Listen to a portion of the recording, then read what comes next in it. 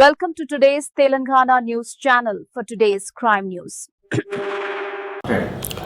నా పేరు మార్క ముండయ్య, గ్రామం నల్లగొండ, మండల్ తిమ్మాపూర్, కరీంనగర్ భగత్ నగర్లో 920 సర్వే నెంబర్లో 250 గజాల భూమి ఒకసారి, 80 గజాల భూమి ఒకసారి కొనుగోలు చేసినాము.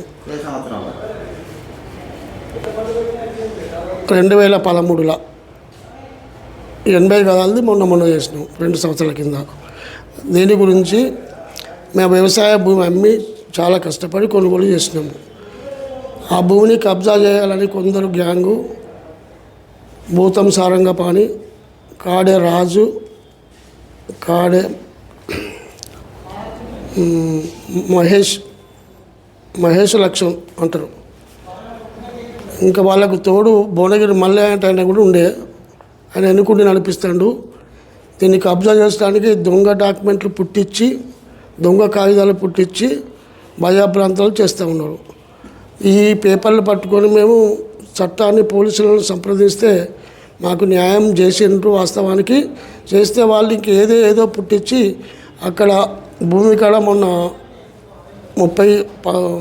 29 నాడు ముగ్గు పోసుకుంటే ఈ కాడే రాజు, ఈ కాడే మహేష్ వాళ్ళ తమ్ముడు సారంగపాణి వీళ్ళు వచ్చి ఆ బోరు పైపును పగులగొట్టి అక్కడ ఉన్న సలాక మొత్తం ఎత్తుకపోయారు.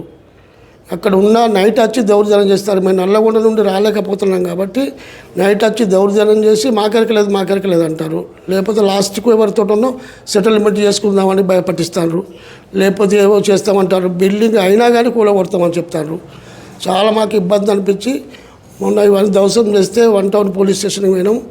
వాళ్ళు మంచిగా సహకరించి ఈ ఎఫ్ఐఆర్ కాపీ కూడా చేసిండ్రు. ఈ డాక్యుమెంట్ కూడా మాకు ఉంది. మేము సిపి గారి దగ్గర కూడా పోయినాం, మాకు న్యాయం చేస్తామని చెప్పారు. అయినా మళ్ళీ వాళ్ళు దొంగ డాక్యుమెంట్లు పట్టుకొని మళ్ళీ వేరే రకంగా పోయి మళ్ళీ ఏమో చేస్తామని ప్రయత్నం చేస్తారు. కాబట్టి వాళ్ళ మీద, ఆ గ్యాంగ్ మీద ఎంక్వైరీ చేసి మాకు న్యాయం చేయాలని మేము ప్రభుత్వాన్ని కోరుకుంటున్నాము. ఇంకా చాలామంది అట్లున్నారు. వాళ్ళ గ్యాంగ్ బాగుంది, చాలా భయభ్రాంతులు చేస్తారు. వాళ్ళు మమ్మల్ని చాలా ఇబ్బంది పెడతారు. అయితే ఇంకో పక్క పంటైనా కూడా అది 30 ఫీట్ల అది ఏరియా ఉంటే మాకు 4 ఫీట్లు విడిచిపెట్టి కంపౌండ్ పెట్టుకో లేకపోతే పెట్టని అంటే కూడా భయపడి 4 ఫీట్లు విడిచిపెట్టి కూడా పెట్టినాం. పెడితే కూడా మళ్ళీ కూడా ఇబ్బంది చేస్తారు వాళ్ళు. దయచేసి మాకు ఏంటంటే న్యాయం చేయగలని పోలీసులను, ప్రభుత్వాన్ని కోరుకుంటున్నాం. అయితే వాళ్ళతోటి మాకు ఎట్లాగో ప్రాణభయం ఉంది.